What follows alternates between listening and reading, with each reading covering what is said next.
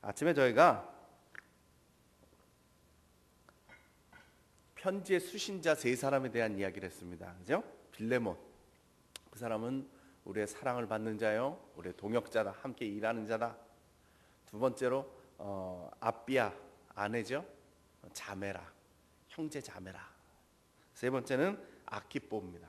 함께 군사된 자다, 전우다. 우리가 이런 얘기를 했습니다. 자, 지금 이 시간에는 바울에 대한 이야기를 먼저 시작하면서, 아침에 다 했어야 되는데 못 끝냈으니까 바울에 대한 이야기를 할게요. 바울은 자기가 이게 편지를 쓰면서 자기를 뭐라고 소개를 했느냐 하면, 그리스도 예수를 위하여 갇힌 자 된 바울이다, 이렇게 표현을 하고 있습니다. 지금 바울은요, 복음을 전하다가 옥에 갇혔어요. 근데 그 당시에 그 옥에 갇혔다라는 것은 그렇게 우리가 지금 생각하는 격리된 감옥은 아니었나 봐요. 그래서 편지도 쓸 수 있고 사람들이 와서 자기를 수정될 수도 있더라. 이게 좀 편한 자유를 어느 정도 가지고 있는 그런 사람이라 이렇게 표현할 수 있어요. 근데 이 갇힌 자다 이렇게 이야기할 때는요, 이것을 굳이 이렇게 쓴 이유가 뭘까? 제 생각에는 아마 이 자기가 속해 있는 골로새 교회에다가 도전을 주는 게 아닌가 싶어요.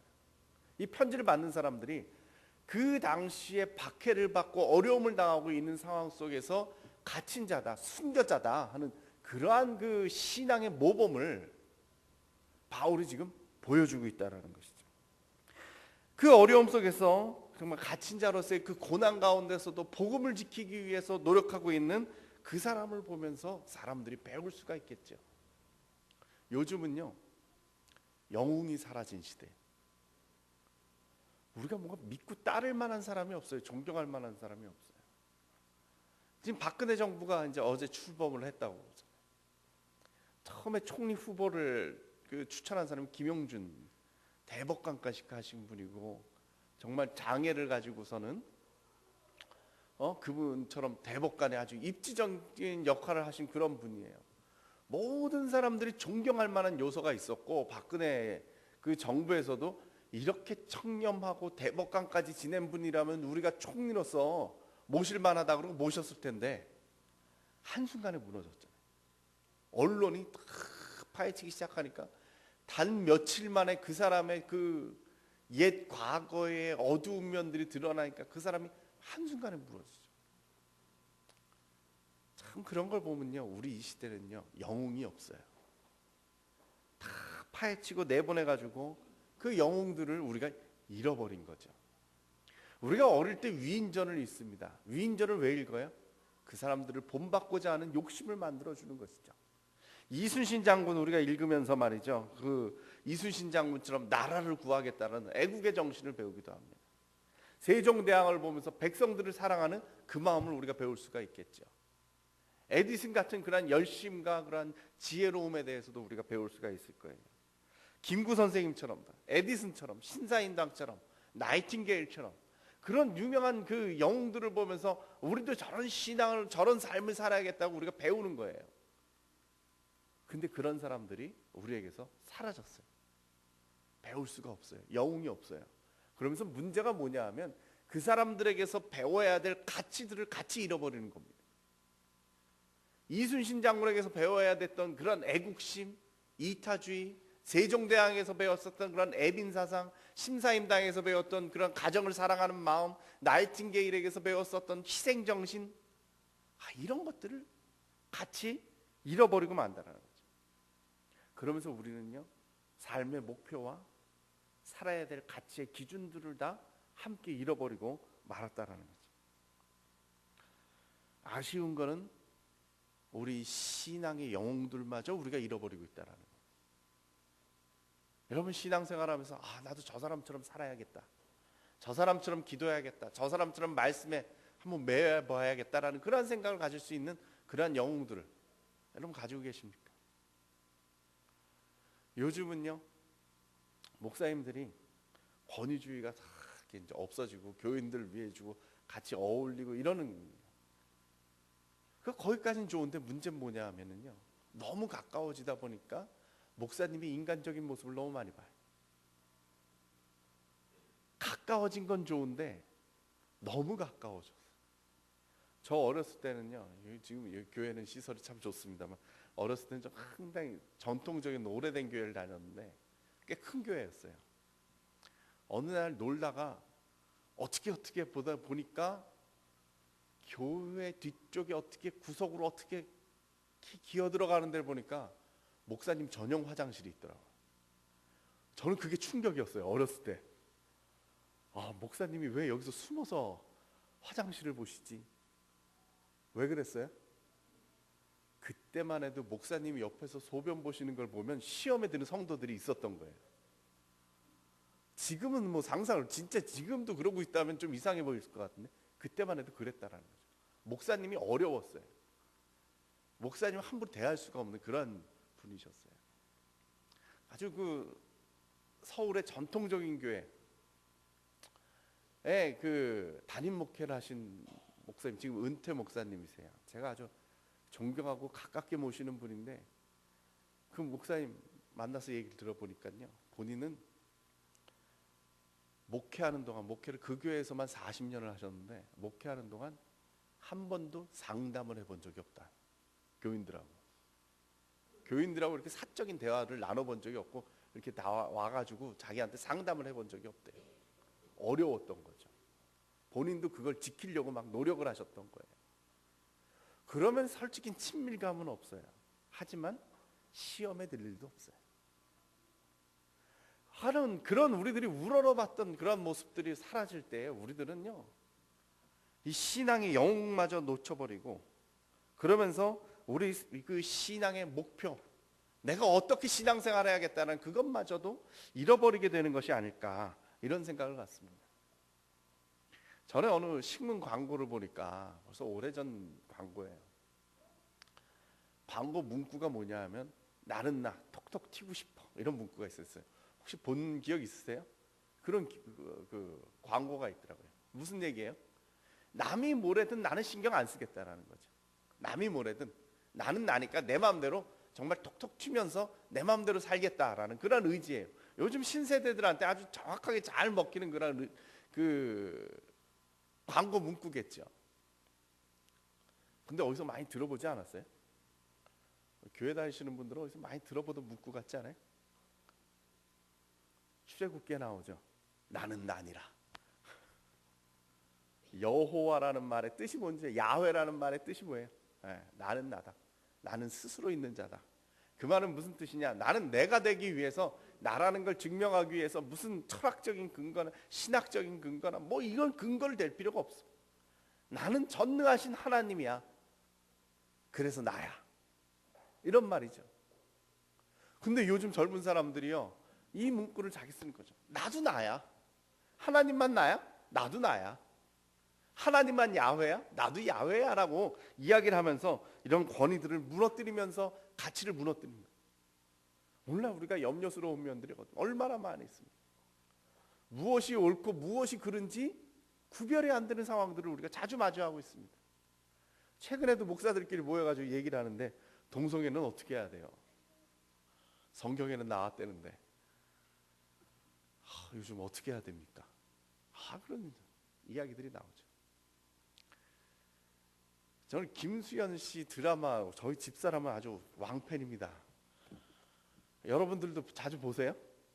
이천 사시는 분들은 지금 봐야 되잖아요. 무자식 상팔자 보세요? 이천 부발 어디에서 무대 어디요? 백사요? 여기 근처가 무대잖아요. 나보다도 모르시는구나. 지금 확인들을 하시는 걸 보니까 성경만 읽어가지고 야, 대화가 안 되네. 큰일 났네.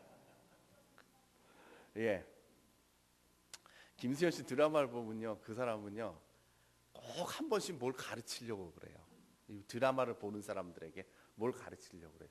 전에 제주도를 배경으로 했던 드라마, 그건 뭐죠? 진짜 성경만 모르는구나. 뭐였죠? 제목이 뭐 얼마 전에 인생은 아름다워. 예. 거기에 보면 나오는 게 그 동성애에 대한 문제 제기를 계속하죠. 예. 동성애에 대해서 그걸 어떻게 받아들이느냐. 근데 참 그 김수현 씨는 제목을 붙이는 것도 상당히 재밌어요. 인생은 아름다워 그러는데 그 아름답다는 그 가정을 들여다보면 결코 아름답지가 않아요. 거긴 재혼 부부에다가 애는 하나는 동성애고 복잡합니다. 지금도 드라마를 보여주고 있는데 무자식 상팔자를 보니까 거의 다 뭐예요? 큰 할아버지가 권위주의적이고 그 밑에 아들 셋이 한 동네에다 집을 하나씩 지어줘가지고 한 동네 같이 살고 대가족의 그 모여가지고 이렇게 사는데 자세히 보면은 멀쩡한 자식이 하나도 없어요.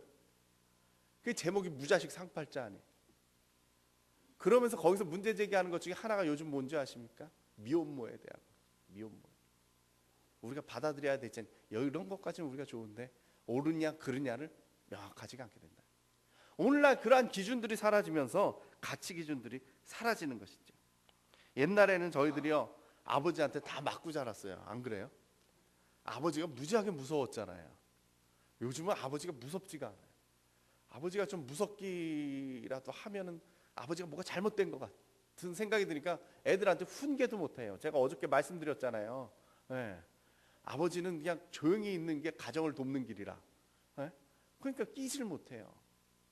그러다 보니까 아버지의 훈계가 사라졌어요. 권위가 사라졌어요. 그러면서 나타난 현상이 뭐냐?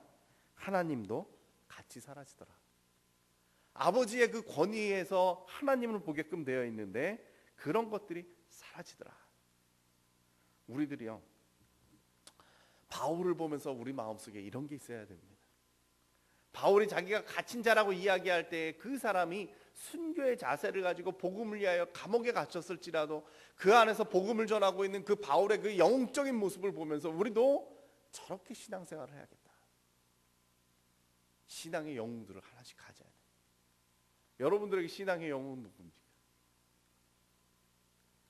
누구라고 딱 꼬집지 못한다면 저분의 기도 생활, 저분의 말씀, 저분의 경건 생활, 저분의 그리스도인다운 삶, 그런 것들을 하나씩 여러분 속에 간직하고 저렇게 되기 위해서 내가 열심을 위해서 달려가겠다라는 그런 마음의 다짐들이 있기를 간절히 축원합니다. 두 번째는 뭐냐? 바울이 자기가 갇힌 자다 이야기할 때 그것은요 소유격으로 나타나요. 그 그리스도의 특징입니다. 우리가 해석을 할 땐 그리스도를 위하여라고 이야기할 때 위하여 할 때 그게 소유격이에요. 누구의 것이다. 말을 직역으로 한다면은 예수 그리스도의 갇힌 자입니다. 이 성경 구절을 보면 예수 그리스도의 누구의 소유에 누구의 갇힌 자냐 그럴 때 자기는 그리스도의 갇힌 자다. 이거 오버랩입니다. 여러분 드라마를 잘 안 봐서 내가 또 이 설명을 해도 알아들을까 싶은데 오버랩 무슨 얘기냐? 뭐 하나의 상징적인 사건을 두고 그 다음 거를 보여주는 거죠. 예를 들어서 요즘은 이런 거 잘 안 나오는데 옛날 그 한국 영화 보면요 아주 어렵게 둘이 결혼했어요. 집안의 반대가 심해서 어렵게 결혼을 했어요. 이루어질 수 없는 사랑을 이루어가지고 둘이 결혼을 했는데 여자가 어느 날 남편이 출근하면서 빠이빠이를 하고 여자가 앉아 화장을 하고 있는데 손꼬를 툭 떨어져서 깨졌어요. 그럼 어떻게 돼요? 남편이 가다가 교통사고로 죽게 돼 있어. 그게 오버랩이에요. 거기 유리 깨진 사건은 오버랩이 그거는 뭘 보여주는 암시적인 사건이죠. 바울은 지금 자기가 그리스도를 위하여 갇힌 자다 그럴 때 이 소유격이라는 그걸 사용을 함으로 가지고 지금 나타내고자 하는 것이 있는데 뭐냐? 자기 소속은 그리스도에게 속해 있다. 내가 그리스도에게 사로잡힌 자다라는 것을 지금 표현하고 있는 거예요. 이 말이 중요한 거예요. 내가 그리스도를 위하여 잡혀 있기도 하지만 지금 중요한 사실은 뭐냐? 자기가 또 하나 나타내고자 하는 것은 무엇이냐? 내가 그리스도에게 사로잡힌 자다. 이런 것이죠. 누가복음 13장에 보면요 18년 동안 귀신 들려가지고 앓던 여인을 예수님께서 고쳐주는 장면이 나옵니다. 예수님께서 이 여인을 고쳐주었더니 그 바리새인들이 다짜고짜 따지기 시작합니다. 안식일에 병든 자를 고쳐주어서 되겠습니까? 그랬더니 예수님께서 해주시는 말씀이 뭐냐? 18년 동안 사단에게 매임받은 이 아브라함의 딸을 안식일에서 그 매임에서 놓아주는 것이 잘못된 것이냐? 여기서 동일한 단어가 나옵니다. 매인자라는 것이죠. 데스미오스라고 그리스어로 얘기를 하는 것인데요. 그러면서 여기서 우리들이 보는 건 뭡니까? 이 매여 있다라는 것은 둘 중에 하나입니다. 예수 그리스도에게 매여 있거나 사단에게 매여 있거나. 우리들은 분명히 매인 자입니다. 우리가 누구에게 매여 있는가를 알아야 됩니다. 우리가 예수님께 매여 있는지 사단에게 매여 있는지 그걸 알아야 된다는 것이죠.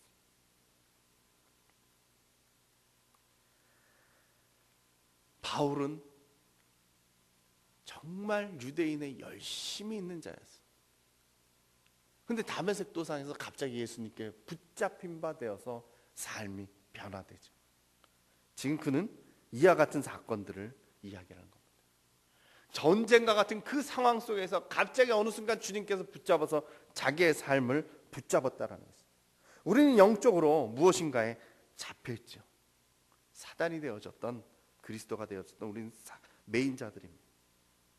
우리가 교회를 왜 나옵니까? 주님께 붙잡힌 바 되었기 때문에 여기 나오는 거죠. 부흥회라고 여러분들이 왜 이렇게 열심히 나오십니까? 새벽에, 아침에, 저녁에 왜 나오십니까? 매인 바 되었기 때문에 그렇습니다. 나 혼자 생각하면 편하고 싶죠. 그게 아니더라는 것이죠. 사람들은요 자주요 이 매인 상태에서 놓이기를 원합니다.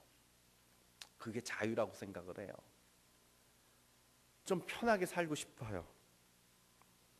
우리도 마찬가지 아니겠습니까? 이 그리스도라고 하는 틀을 좀 벗어나서 내 마음대로 살고 싶습니다. 교회도 좀 빠지고요. 기도 생활도 조금만 하고요.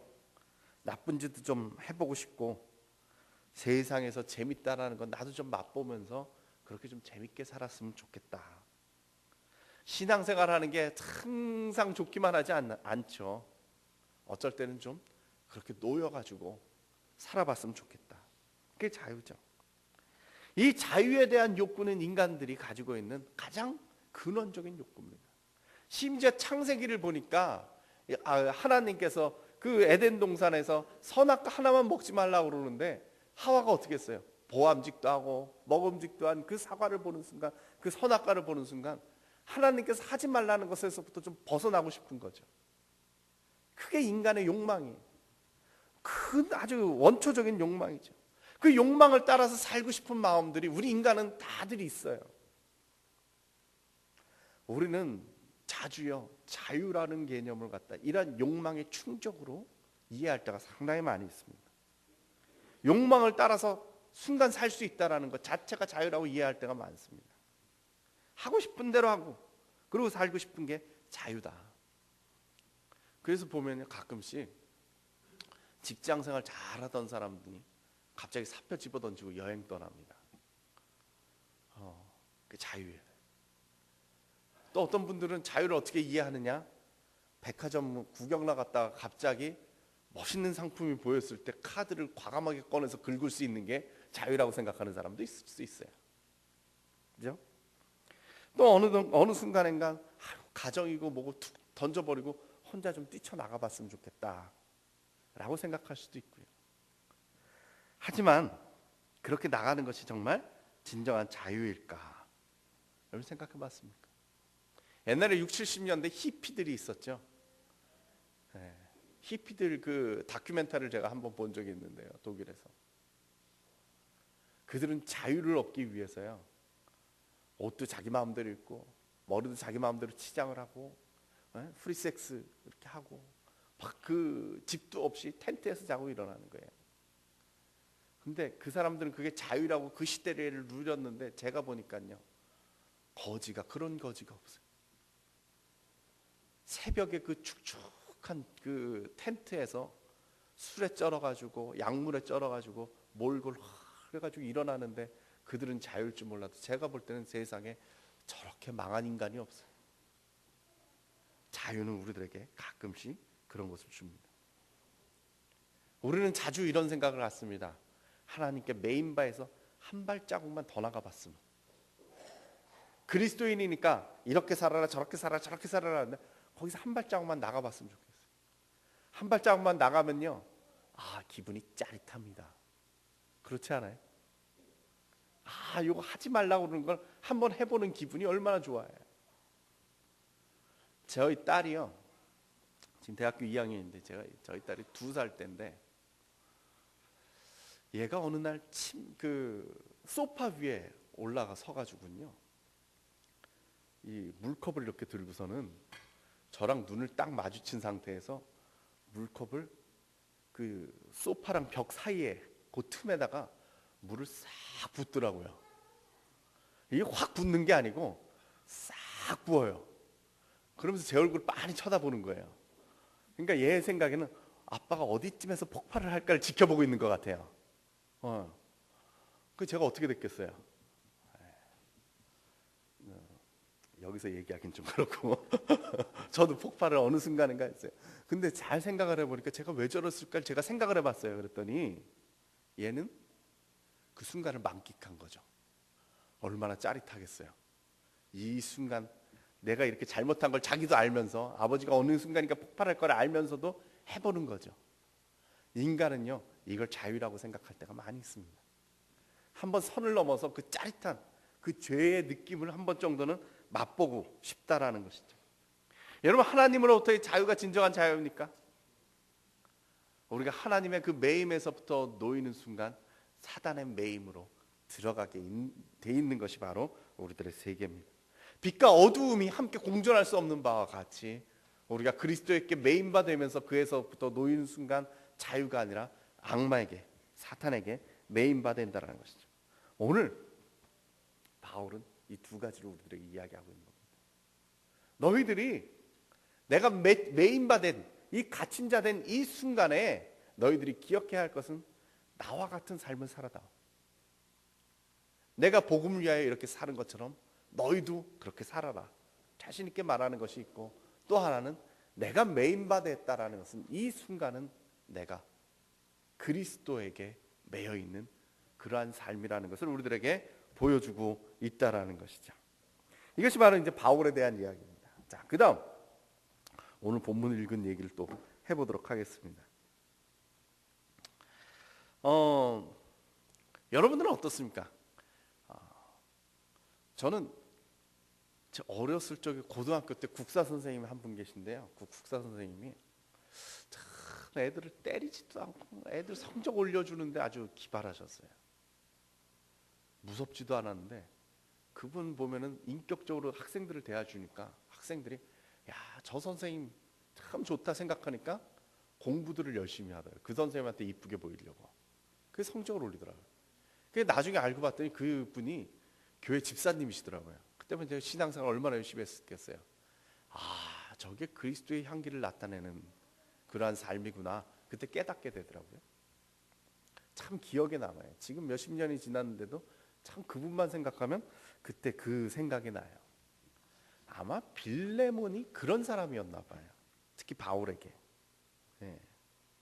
이 빌레몬은요, 오늘 본문에서 말하고 있는 것처럼 그 바울이 그를 생각할 때마다 그 마음속에 기쁨이 넘친, 감사하는 마음이 생기는 그러한 사람이었다, 그것이죠. 예. 자, 빌레몬은 어떤 사람이었느냐? 그 사람은 제가 볼 땐 부자였어요. 왜?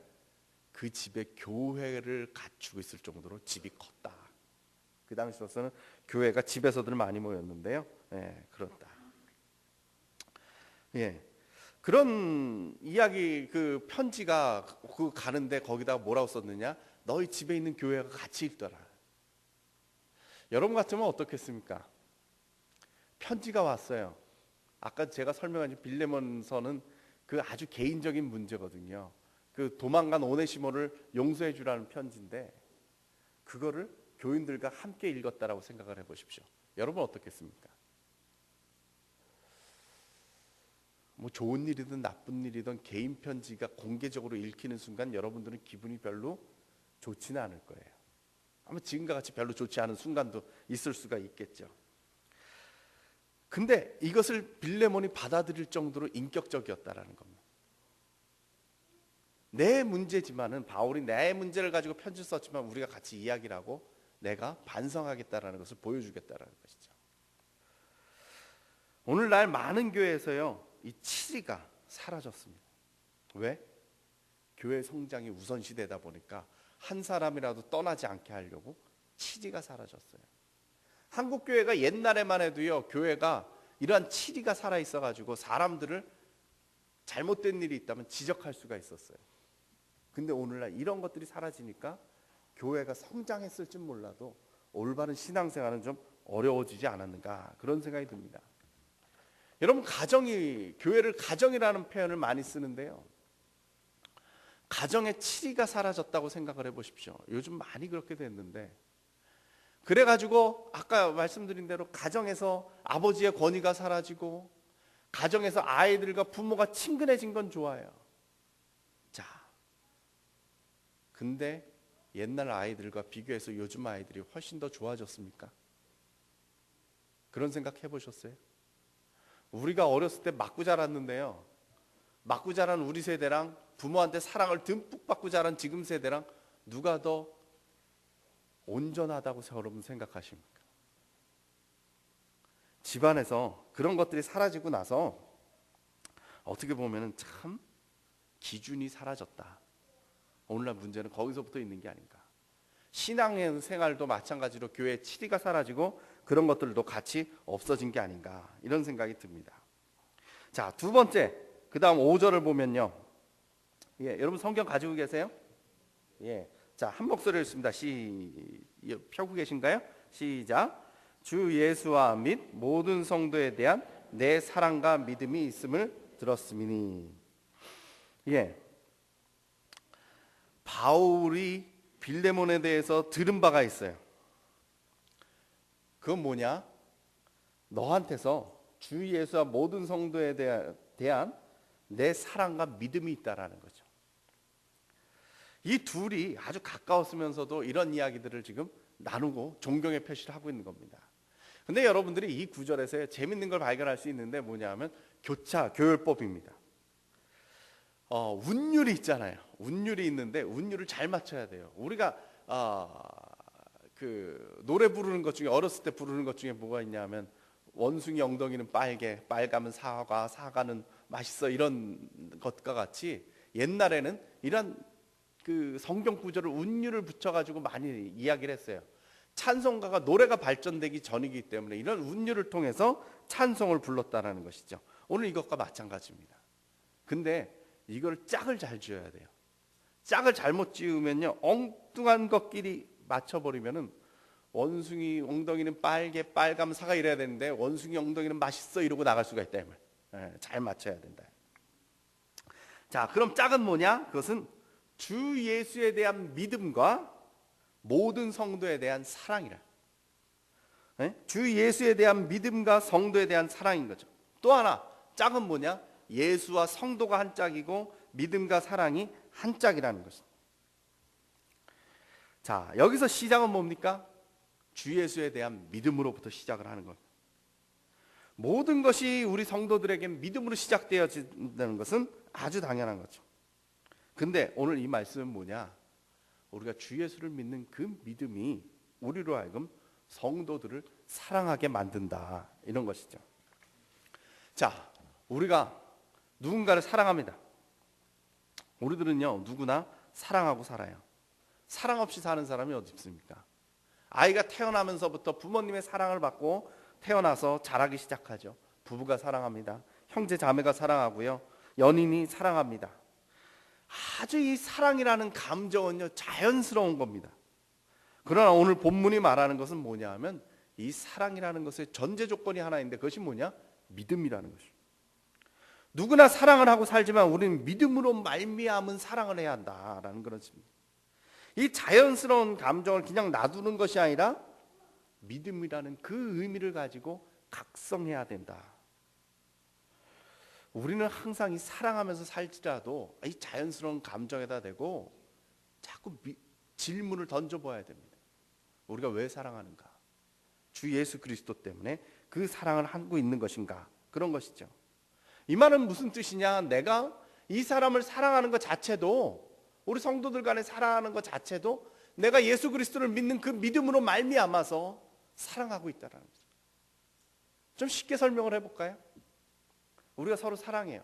저 사람을 보니까요, 성격도 좋고 남한테 베풀기도 잘하고 이렇게 항상 기뻐가지고 그 사람 옆에 가면 기분이 좋아요. 그래서 내가 그 사람 사랑해요. 근데 알고 봤더니 그 사람도 예수 믿는데요. 아, 이게 예수 그리스도의 사랑이구나, 믿음이구나, 이렇게 생각한다. 그게 아니라는 거예요. 이게 자연스러운 우리들의 흐름이지만 그게 아니고, 오늘 바울이 얘기하는 것은 무엇이냐? 내가 예수를 믿어요. 그 믿음을 가지고 주변을 보니까 저 사람도 사랑하고 저 사람도 사랑해야겠어요. 인간적인 눈으로 볼 때 저 사람은 성격이 좀 삐뚤고 저 사람은 뭔가 부족한 게 있고 저 사람은 볼 때 나랑 어울리지 않을 것 같지만은, 우리가 예수를 믿는 그 믿음이 우리로 하여금 그 사람을 사랑하라고 명령하고 있다는 거죠. 제가 오늘 아침에 말씀드린 것처럼 그 사람을 위해서도 예수님이 십자가에 달려 돌아가셨다는 사실을 기억한다면 그 믿음을 가지고 우리가 그 사람을 사랑하는 거죠. 그런데요, 여러분, 그런 사람 사랑하는 게 쉽습니까? 그게 어떻게 쉽겠어요?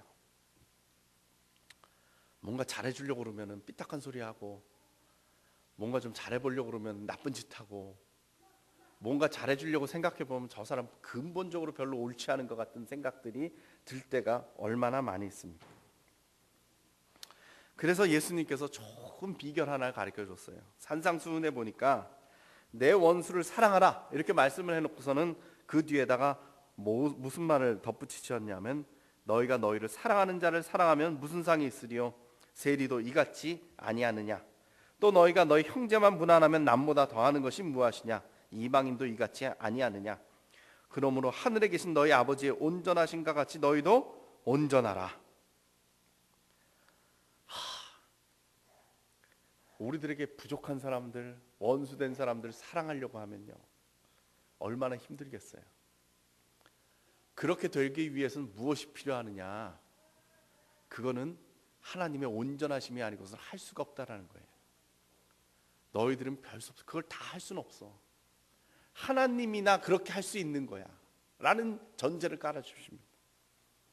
그러면서 우리를 하게 도전을 주는 것이죠. 너희들의 능력으로는 감당할 수가 없다. 너희들이 어떻게 너희들에게 해코지하고 너희들에게 좋지 않은 소리하고 너희들에게 사랑하지 않는다라고 말하는 사람은 어떻게 사랑할래? 그건 하나님의 온전하심을 담겠다라는 그 믿음이 없이는 감당할 수가 없다라는 것이죠.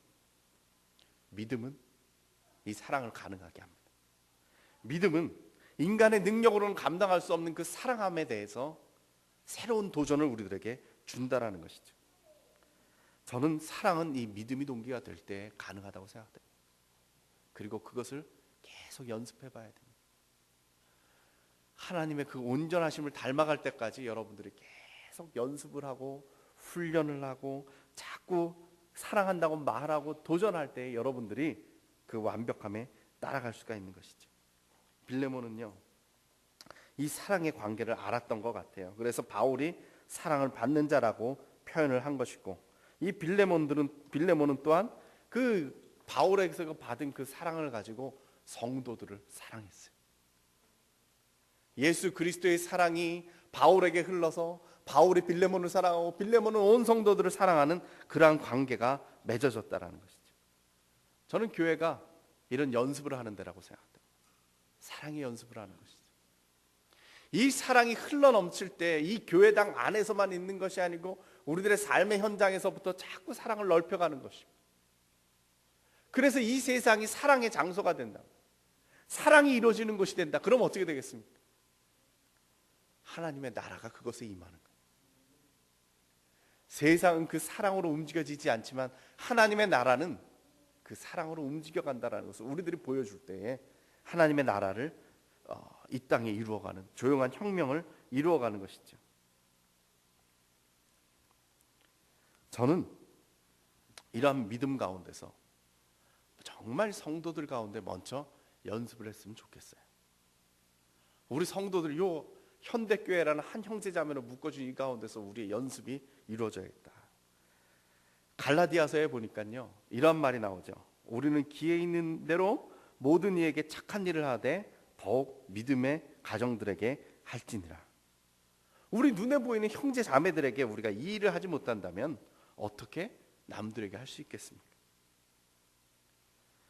가끔씩 우리들은요, 교회에 있으면요, 오히려 가까이 있기 때문에 단점을 발견할 때가 많습니다. 밖에서 보면 참 훌륭한 사람인데 옆에서 같이 지내보면 힘든 사람들이 한둘이 아닙니다. 교회도 마찬가지죠.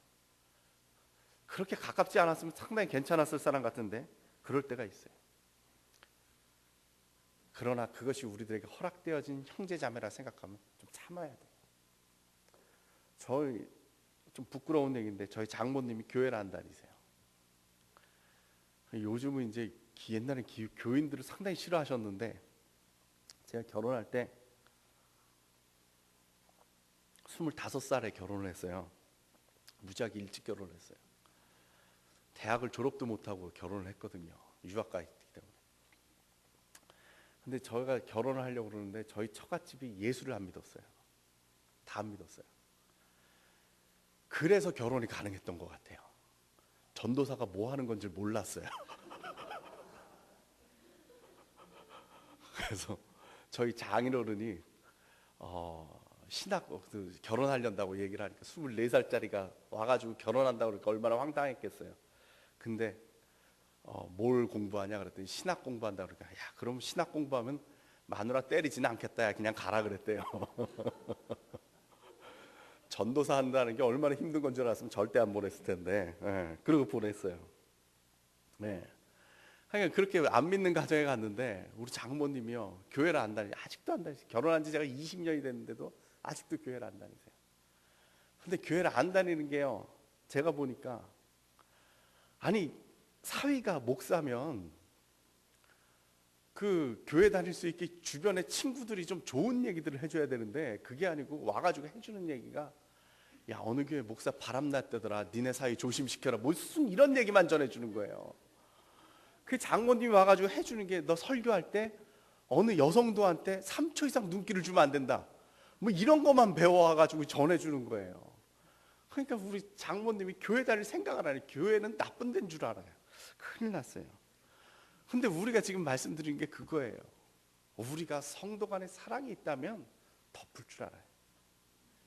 단점은 자꾸 보이고 그것이 부각될지라도 덮고 사랑의 묶는 끈으로서 그 모든 것을 덮고 함께 해야 된다. 빌레몬이 바로 그러한 마음을 가졌더라.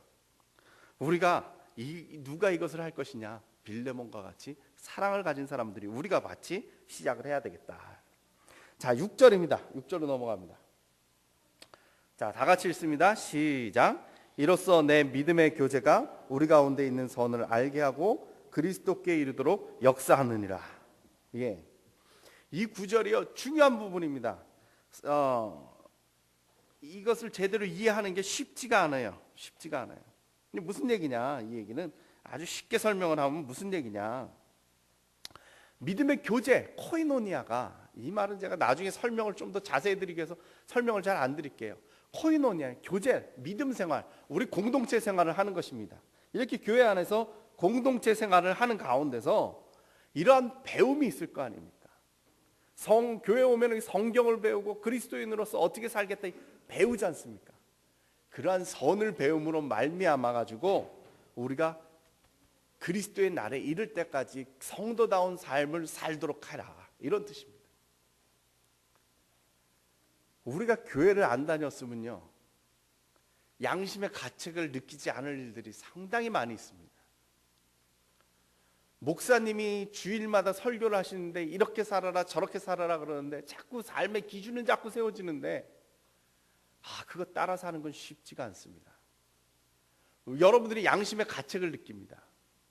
여러분들이 왜 양심의 가책을 느껴요? 알게 돼서 그런 거죠. 옛날에 그게 죄인 줄 몰랐으면 양심의 가책을 안 느꼈을 겁니다. 예를 들면 이렇습니다. 여러분들이 여름에 파리가 돌아다녀서 파리채를 들어서 파리를 딱 잡았습니다. 여러분 마음에 양심의 가책이 생깁니까? 전혀 아니죠. 네? 파리 한 마리 잡는데 양심의 가책을 느낄 사람이 어디 있습니까? 근데 돼지를 잡았습니다. 여러분 마음속에 양심의 가책이 생기십니까? 뭐 잔치 벌렸는데 무슨 양심의 가책이 생기겠습니까? 잘 먹을 생각밖에 안 하겠죠? 근데요 집에서 기르는 강아지를 죽였어요. 어떻겠습니까? 뭔가 찔림이 오겠죠. 잘못된 일을 했다라는 생각이 들 겁니다. 여러분들이 사람을 죽였다고 생각해 보십시오. 어떻겠어요? 더 큰 양심의 가책을 느끼겠죠. 왜 그렇습니까?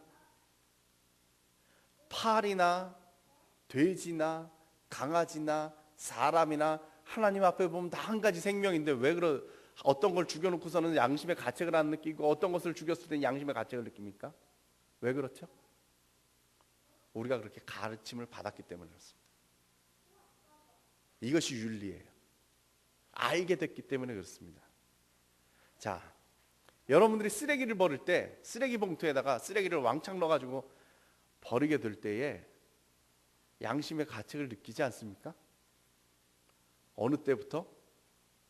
어느 날부터 보니까 이 쓰레기를 버리는데 통이 3개, 4개 생기는 거죠. 파란 쓰레기통이 있고 뭐 분리수거해야 되는 게 있고 막 이러는데 그거를 갖다가 양심의 거리낌을 안 느끼고 한 봉투에 넣는 사람은 드뭅니다. 왜? 옛날에는 그냥 한 봉투에다가 음식 쓰레기부터 시작해서 모든 걸 담아가지고 그냥 버려도 전혀 신경을 안 썼는데 왜 어느 날부터 우리가 그 마음에 양심의 가책이 왜 생기죠? 알게 돼서 그런 거예요. 알게 돼서. 오늘 보니까 성경 말씀도 바로 똑같은 구절입니다. 오늘 이야기하는데 너희들이 이제부터 그리스도를 알게 됐으니까 그 배움으로 인해서 윤리를 알게 될 것이다라는 거죠. 그리스도인다운 삶을 알게 됐으니까 다르게 살게 될 것이라는 거예요. 여러분 예수 믿으면서 뭐가 변했습니까? 이렇게 살아갑니까? 우리 믿음의 선배들은요 참 대단했던 것 같아요. 강화도에 가면 홍익교회라고 있어요. 홍익교회. 이 교회가 강화도에서 두 번째로 생긴 교회입니다. 첫 번째 교회가 생겼을 때요, 이 홍익교회에 그 홍익면이죠. 거기서 서당하시던 분이 박능일이라는 사람인데 이 사람이 강화도에 교회가 예수쟁이들이 생겼다 그러니까 쫓아갔습니다. 따지러 갔습니다. 유교학자니까 어떻게 예수쟁이가 될 수 있느냐 따지러 갔습니다. 따지러 가가지고는 따지다 보니까 이게 진리라. 그래서 따지다가 자기가 예수를 믿게 됐습니다. 그리고 자기 동네로 와가지고 존경받는 분이니까 내가 이제부터 예수 믿기로 했다. 그랬더니 교인 그 마을 사람들이 교회를 다니기 시작했습니다. 교회를 섰습니다. 처음에 6명이 그 창립 멤버가 있는데 창립 멤버가 뭐였습니다? 우리가 이제부터 예수를 믿게 된 거 아니냐? 그렇다면 이제부터 우리가 한 형제 자매라. 오늘 새벽에 말씀드렸죠. 한 형제 자매라. 그렇다면 이제부터 우리가 이름을 새로 짓자. 우리가 한 형제 자매는 학렬이 똑같은 거 아니냐? 그래서 돌림자를 한일자로 바꾸기로 했습니다. 일자로 바꿔 이름을 바꾸는 겁니다. 그리고서는 성경에서 귀중한 그 개념들이 있잖아요. 능력할 때 능자, 그다음에 봉사할 때 애자, 천자, 경자 이런 글자들 6개를 갖다가 이 삐기 뽑기를 했습니다. 이 사람들이 거기서 삐기를 뽑아가지고 능자를 붙은 사람 지금 말씀드린 박능일이 됐습니다. 봉일이 생기고 경일이가 생기고 에일이가 생기고 이름을 바뀌었어요. 이건 획기적인 사건입니다. 그 당시에 유교의 중심은 뭡니까? 이게 산농공상이 있고 상놈과 양반이 있고 어른과 그 조카가 있고 다 이런 관계인데 그거를 확 깨버리고 우리가 예수를 믿게 됐으니까 이제부터 예수를 믿는 사람들은 한 형제 자매라더라. 너랑 나랑 한 형제가 됐다. 그렇게 살았다라는 거예요. 그 중에 어떤 사람들은요 성경을 읽다가요 성경에 보니까 이런 거구나 깨달아가지고 어떤 사람은 마을 사람들을 다 자기 한테 아주 부자인데 자기한테 빚진 사람들 다 모이라고 그랬습니다. 그리고선 그들 앞에서 빚 문서를 태워요. 성경에 보니까 그 달란트의 비유가 나오지 않습니까? 크게 빚진 자나 작게 빚진 자나 하나님께 우리가 빚진 자인데 내가 너희들에게 빚 받을 수는 없다. 다 태워버려요. 어떤 사람들은 노비를 모아놓고서는 이제부터 너희들은 자유다. 노비 문서를 태워버려요. 아는 순간 이게 그리스도인으로서 사는 게 이렇게 사는 것인구나 깨닫는 순간 그렇게 살았던 사람들이 있더라. 오늘 바울이요 이 빌레몬에게 그 이야기를 합니다. 네가 여태까지 몰랐던 사실이 하나 있는데 지금부터 얘기할 건데 아직까지도 숨기고 있어요. 아직까지도 숨기고 있는데 너희가 오네시모를 이제부터 내 형제로 받아들여야 되지 않을까. 예수를 믿는다면 우리가 한 형제 자매인데 누가 종이고 누가 주인이 될 수 있겠니? 지금 그 말을 꺼내기 위해서 윤리적인 이야기를 하는 것이죠. 예. 자, 7절 봅니다. 다 같이 한 목소리를 씁니다. 시작. 형제여, 성도들의 마음이 너로 말미암아 평안함을 얻었으니 내가 너의 사랑으로 많은 기쁨과 위로를 얻었노라. 예. 여기서부터 형제여 하는 것은 이제 그 강조를 하기 위한 거죠. 그러면서 그 빌레몬의 표현을 이렇게 합니다. 너를 생각할 때마다 내가 너의 사랑으로 많은 기쁨과 위로를 얻었노라. 이런 표현을 쓰는 거예요. 제가 아까 처음 시작할 때 국사 선생님 얘기를 했죠. 아마 바울에게는 빌레몬이 그런 사람이었나 봐요. 이 사람을 기억할 때마다 마음속에 이 품어서 나오는 생각들이 있어요. 그게 뭐냐? 지금 말씀드린 대로 너로 말미암아 평안함을 얻어. 너로 말미암아서 사랑하는 자들에게 사랑으로 많은 기쁨과 위로를 얻어요. 저는 교회에 이런 사람들이 좀 많아졌으면 좋겠어요. 이런 서로를 바라보면서 너를 바라볼 때마다 나는 평안함을 느껴. 너를 바라볼 때는 내가 위로가 되고 내가 기쁨이 돼. 아마 그런 마음들이 생겼으면 좋겠어요. 이것이 바로 오늘 우리가 보는 빌레몬의 그러한 상황이더라. 자, 이제는 제가 오늘 하이라이트로 이제 빨리 넘어가려고 합니다. 사랑을 인하여, 이 말이 무슨 말이냐? 자, 8절부터 봅니다. 8절부터 10절까지 저희가 이제 얘기를 할 건데요. 8절부터 한 말씀 먼저 읽겠습니다. 시작. 이러므로 내가 그리스도 안에서 아주 담대하게 내게 마땅한 일로 명할 수 있으나. 예. 바울이 얘기합니다. 바울이 빌레몬에게 이제부터 본격적으로 이제 우리가 잘 알고 있는 그 오네시모를 좀 용서하고 놓아주라 얘기를 지금 시작을 할 건데, 그 얘기 시작하기 전에 앞에서 그 빌레몬에 대한 칭찬을 잔뜩 해놓고서 이제 본론으로 들어가면서 하는 얘기가 뭐냐면, 내가 너에게 마땅한 것으로 명할 수 있더라는 거죠. 왜 명할 수가 있어요? 제가 생각할 때 아마 두 가지인 것 같아요. 첫째는 오네시모를 놓아주는 것이 그리스도인으로서 마땅히 할 일이기 때문에 놓아줘라. 자기 그렇게 이야기할 수 있다는 거죠. 우리들은 요즘 가끔씩 잃어버리는 것 중에 하나가 뭐냐 하면요, 마땅히 해야 될 것을 자꾸 설득을 한다는 거예요. 집안에서도 마찬가지입니다. 아이들이 부모를 공경해야 된다라는 사실을 여러분 설득하십니까? 아이한테 어머니들이 많으니까 아버지가 이렇게 말했으면 너 말씀 들어야 된다라는 걸 갖다가 여러분 설득하십니까? 안 그랬으면 좋겠어요. 요즘 많이들 그래요. 요즘 서양식 그 아이들한테 아버지한테 그 따라야 된다는 걸 설명을 하면서요, 서양에서는 무슨 식으로 얘기를 하냐면 네가 내 집에 있는 동안, 그런 표현을 많이 써요. 서양 사람들은 합리적으로 설명을 하려고 하다 보니까, 네가 내 집에 있는 동안 너 혼자 독립해서 살 수 없으면 내 말 들어. 그러다 보니까 요즘 서양 사람들이 어떻게 됐냐, 18살만 되면 집을 뛰쳐나갑니다. 아버지한테 내가 치사하게 내가 이럴 수 뛰쳐나가죠. 근데 요즘 한국도 점점 비슷해져요. 애한테 막 설득을 한단 말이죠. 그러다 보니까 애가 이 기준이 없어요. 저 조건만 아니면 내가 안 들어도 되는 거 아니야? 이런 생각들을 자꾸 하게 된다는 거죠. 권위가 사라지고 난다는 거예요. 근데 바울은 지금 그 얘기를 하는 겁니다. 네가 당연히 그리스도인이라면 해야 될 일이야. 그래서 내가 담대하게 너한테 말할 수 있어라. 두 번째 담대하게 말할 수 있는 것은 뭐냐면 교회 질서가 있습니다. 지금 바울 선생님은 사도예요. 그만한 권위가 있어요. 특히 보니까요, 이 빌레몬은 그 바울의 전도에 의해서 예수를 믿게 된 것 같아요. 더구나 이 빌레몬 가족은 바울의 그 돌봄 가운데 있어요. 서론에서 본 것처럼 아내도 알고 있고 아들도 알고 있고, 그 아들과 아내와 빌레몬 자체가 열심으로 믿는 걸 보면 바울의 양육을 잘 받은 사람들입니다. 그래가지고 권위를 가지고 내가 너한테 딱하니 말할 수가 있다라는 것이죠. 이 전제를 딱 깔았어요. 근데 그 다음부터 말투가 바뀌기 시작합니다. 잘 보십시오. 9절을 함께 읽겠습니다. 시작. 도리어 사랑으로서 강구하노라.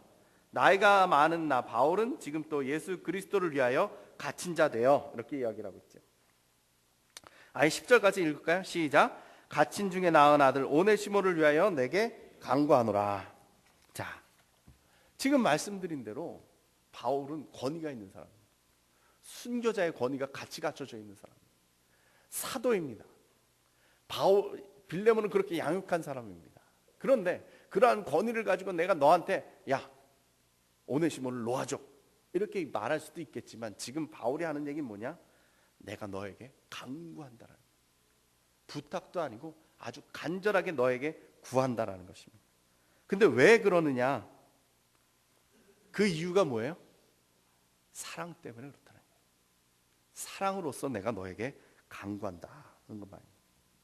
이 사랑한다라는 의미는 제가 볼 때는 한 3가지 정도 있을 것 같아요. 첫째는 빌레몬에 대한 바울의 사랑입니다.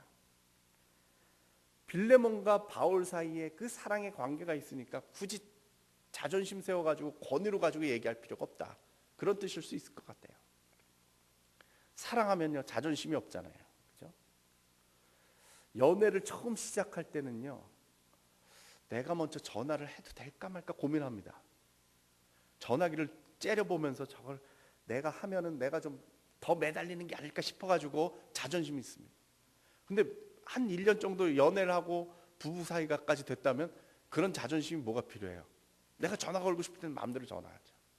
이런 것처럼 바울이 빌레몬에게 내가 너에게 참 기꺼이 내가 너한테 권위로 얘기하는 것이 아니라 사랑으로 얘기하겠다, 그런 의미일 수 있을 것 같아요. 둘째는 뭐냐면 오네시모입니다. 바울은 오네시모를 사랑했어요. 10절에 보니까 뭐라고 해요? 갇힌 중에 낳은 아들이라. 아마 오네시모가 바울에게 와가지고 예수를 믿게 된 것 같아요. 그래서 그 오네시모가 그 바울을 아주 잘 수종을 둘지 않았을까 싶어요. 아들과 같은 이 오네시모, 갇힌 중에서 내가 산통 중에 낳은 아이다, 이 오네시모. 근데 이 오네시모가 지금 죽게 생겼어요. 어떻게 했습니까? 무슨 수를 써서라도 이 오네시모의 생명을 살리고 싶은 게 지금 바울의 마음이라. 그래서 자기를 낮추는 거예요. 오네시모를 살리기 위해. 옛날 영화 보면요, 영화 많이 보는 것 같죠? 옛날 영화를 보면 일제시대 때 순사가 어떤 사람을 붙잡아 가면은 아내들이 어떻게 합니까? 아버지가 어떻게 합니까? 제발 잡아가지 말라고 매어 달리지 않습니까? 이때 자존심을 세워가지고 그거 웬만하면 놓고 가시죠, 이럴 사람 있겠어요? 없어요. 순사의 바짓가랑이라도 붙잡고 늘어져가지고 살려보려고 하는 거죠. 지금 이 바울의 심정이 바로 이거예요. 내가 내세울 수 있지만은 지금 내가 사랑하는 오네시모가 죽게 생겼는데 이 자존심이 문제가 아니라 사랑 때문에, 이 사랑 때문에 내가 기꺼이 낮춰져 가지고 매어 달려서 구해보겠다, 이런 심정인 거죠. 셋째는요, 이러한 사랑을 가능케 하는 그리스도에 대한 사랑입니다. 내가 예수님을 사랑하잖아요. 아주 뜨거운 사랑이 있어요. 근데 사랑하는 사람이 원하는 게 있어요. 그건 뭐냐? 자기가 피 흘려 죽기까지 하면서 구했던 그 오네시모를 살려내는 거다. 이런 생각이 이르렀을 때 바울의 머릿속에선 그래, 내가 나를 낮춰서라도 저 오네시모를 구하겠다라는 마음이 생기는 것이죠. 사랑하는 사람이 있으면 뭐는 못합니까? 여러분, 결혼은 쉽게 하셨습니까? 집안에 반대가 있으면 그 사랑을 쟁취하기 위해서 얼마나 많은 노력을 합니까? 네. 정말 자존심 상할 때가 얼마나 많이 있어요. 부모 입장에서는요, 내 자식 생각해 보면 내가 어떻게 키웠는데, 얘가 얼마나 대단한데 이 애가 이거 시집 가고 장가 가가지고 저런 사람하고 같이 살아야 될까 싶어가지고 반대 많이들 하시잖아요. 그걸 뚫고 결혼하기 쉽습니까? 제 친구 중에 하나가요, 몸이 180이 넘고 하겠는데 몸이 아주 튼튼한 친구가 하나 있는데, 얘가 대학을 졸업하고 군대를 갔어요. 방위병을 하고 있는데 몸이 뚱뚱해가지고 방위병을 하는 친구였는데, 방위병을 하기 시작하는데 자기 사랑하는 애인이 있었는데 초등학교 때부터 짝사랑했던 친구랑 연애를 하고 있었어요. 근데 이제 나이가 차니까 여자 집에서 자꾸 선을 보라고 한 거예요. 야, 군대 가는 애를 어떻게 기다리니? 자꾸 선을 보라고 그러니까 얘가 다급해졌어요. 방위병이. 그래가지고는 약을 먹었어요. 약을 먹었어요.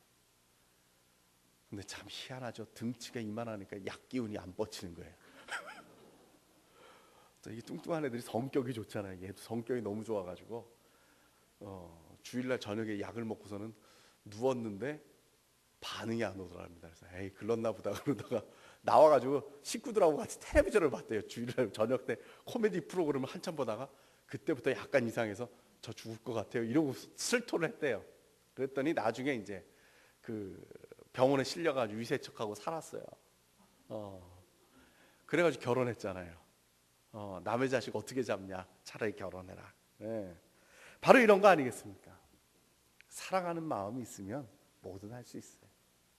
그것이 지금 바울이 나타내고 있는 것이죠. 바울은 그리스도를 너무나도 사랑했고요, 사랑하는 그 사람이 원하는 게 있다는 걸 알았고요, 또 그는 빌레몬을 사랑했고요, 오네시모를 사랑했어요. 그 사랑 때문에 지금 자기의 모든 걸 내려놓고 사도의 자리도 다 내려놓고 지금 빌레몬을 붙잡고서는 강구하는 거예요. 근데 여기서 끝나질 않아요.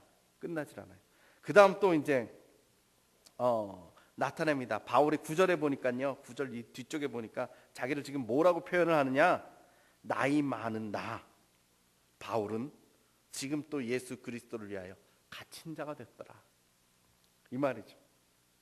지금 바울이요 강구를 하는데 어떤 강구를 하고 있느냐, 야 날 봐라, 내가 지금 나이가 들어가지고 노인이 돼가지고 몸은 이렇게 쇠약한데 감옥에까지 갇혔잖아.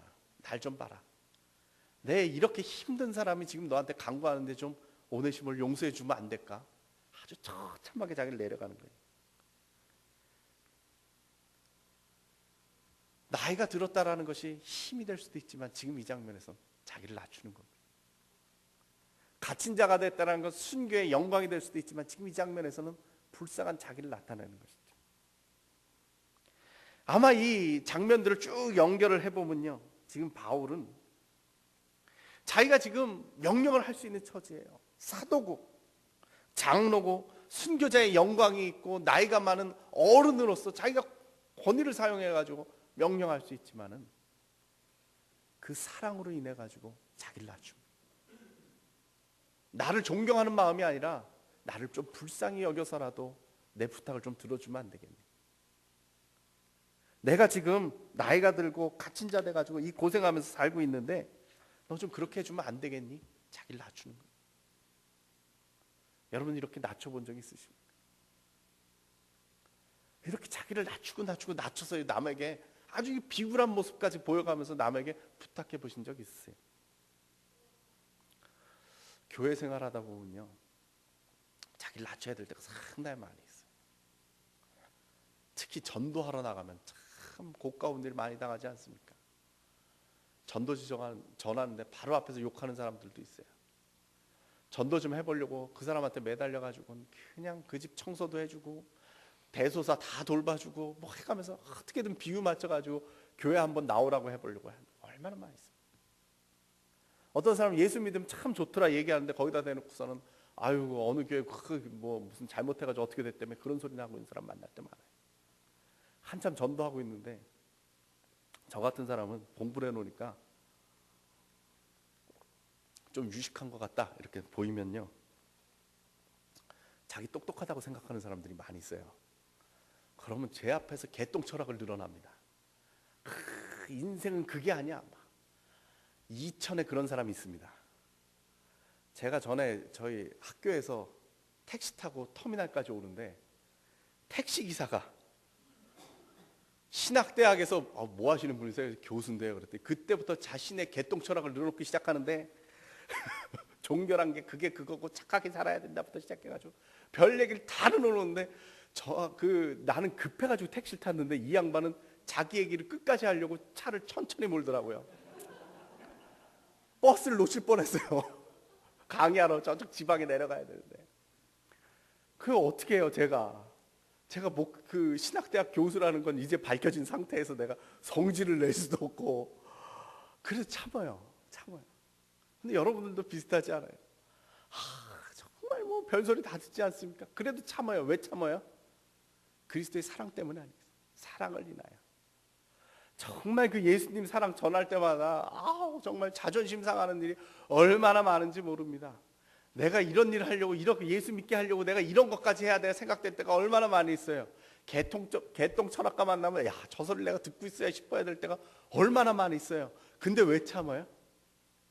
사랑을 인해서. 예수 그리스도의 사랑을 생각할 때 내가 그걸 참을 수 있지. 저 영혼을 위해서도 예수님께서 돌아가셨는데 내가 이거 못 참겠나 싶어서 참는 거예요. 이 사랑 하나 전해보겠다는 그 마음 때문에 참고 참는 게 바로 바울의 마음이고, 그것이 바로 우리들의 마음 아니겠습니까? 자, 이렇게 돌고 돌아가지고요, 마지막으로 10절에 이르러가지고 드디어 바울이 말을 꺼내기 시작합니다. 빌레몬, 넌 참 훌륭해. 넌 참 성격도 좋고 인격이 있고, 근데 나는 말이야 너한테 명령을 할 수도 있고, 그렇지만 내가 너한테 강구할 게 하나 있는데 마지막으로 한마디만 할게.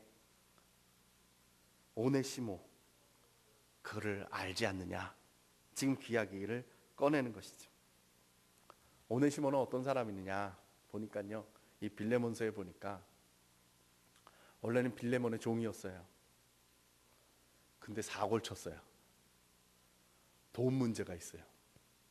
아마 그 주인 빌레몬의 금고에서 돈을 훔친 것 같아요. 자세히 보니까 학설이 2개가 있어요.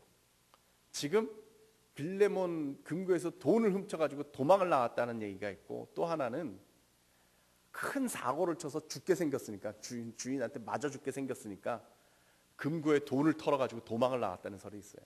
근데 이제 정설은 2번째예요.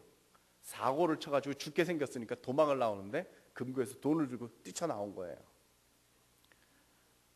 근데 이 사람이 어디로 간대냐? 바울에게 쫓아왔습니다. 어떤 사람들은 어떻게 우연히 만났다 그러는데, 제가 볼 때는 그 당시의 상황으로는 우연히 만난 게 아니고 바울을 일부러 찾아간 겁니다. 왜? 빌레몬이 가장 신뢰하는 선생님이니까 이 선생님한테 일부러 쫓아간 겁니다. 그리고 바울에게 부탁을 합니다. 우리 주인한테 나를 용서해 주라고 편지 한 장만 써주십시오. 그 부탁을 하는데, 그 부탁 가운데서 바울과 생활을 같이 하게 된 것이죠. 먼 길을 왔으니까. 그 가운데서 생활을 하다 보니까 이 바울에게 복음의 전도를 받고 예수를 믿기 시작한 겁니다. 그래서 바울이 지금 이야기하기를, 이 사람은 내가 그 갇힌 중에서 낳은 아들이다 라고 표현을 한 것이죠. 바로 이와 같은 얘기를 들어보면은 아마 바울은 지금 아마 기원전 한 50년, 기원 후 50년경에 빌립보 감옥에서 이 편지를 썼을 것이다 라는 그 추측까지도 나올 수가 있다라는 것이죠. 그래서 아마 오네시모가 그 빌레몬에게 가는 편지를 들고 다시금 빌레몬에게 찾아갔고, 그 편지의 내용이 바로 이 빌레몬서로 우리에게 나와 있다, 이렇게 볼 수가 있습니다. 자, 오늘 시간이 돼가지고 제가 여기까지만 하고요. 내일 새벽에 그리고 다시 내일 아침까지 해가지고 과연 이 사건이 어떻게 전개되는가 여러분께 보여드릴 거예요. 근데 여러분들이 빌레몬서의 가장 핵심적인 부분 한 가지를 기억하셔야 되는데, 그것이 뭐냐? 이 모든 일이 왜 이루어졌는가? 그것은 바로 사랑을 인하여. 빌레몬서의 핵심적인 주제입니다. 예, 기억하시고 내일까지 같이 이야기를 나누도록 하겠습니다. 다시 기도하시겠습니다. 하나님 아버지, 인격의 그리스도 안에서 인격을 갖춘 우리 빌레몬의 모습을 바라봅니다. 바울이 그를 볼 때에 평안이 있고 위로가 있고 사랑이 넘쳤음을 고백합니다. 그로 말미암아서 성도들이 평안을 얻고 또 사랑을 얻는 것을 봅니다. 주님, 저희들에게 이와 같은 그리스도인의 품격과 인격을 갖출 수 있도록 인도하여 주시옵소서. 사람들이 나를 볼 때에 정말 평안을 얻고 위로를 얻을 수 있는 그러한 인격적인 자가 될 수 있도록 주여 인도하여 주시옵소서. 또한 이 바울의 마음을 우리들이 가질 수 있도록 인도하여 주시옵소서. 사도가 된 자요, 갇힌 자요, 나이 든 바울이 자신을 낮춰가면서 한 영혼을 구해보겠다는 그 마음 가지고 예수 그리스도가 사랑하셨던 그 오네시모, 옥중에 갇힌 가운데서도 예수 믿고 함께 자녀된 자가 된 이 오네시모를 위하여 자기를 낮추는 이 모습을 바라보면서 우리 믿음의 그 신앙의 영웅과 같은 그러한 신앙생활을 우리가 할 수 있도록 주님 인도하여 주시옵소서. 우리 주 예수 그리스도의 이름으로 기도드립니다.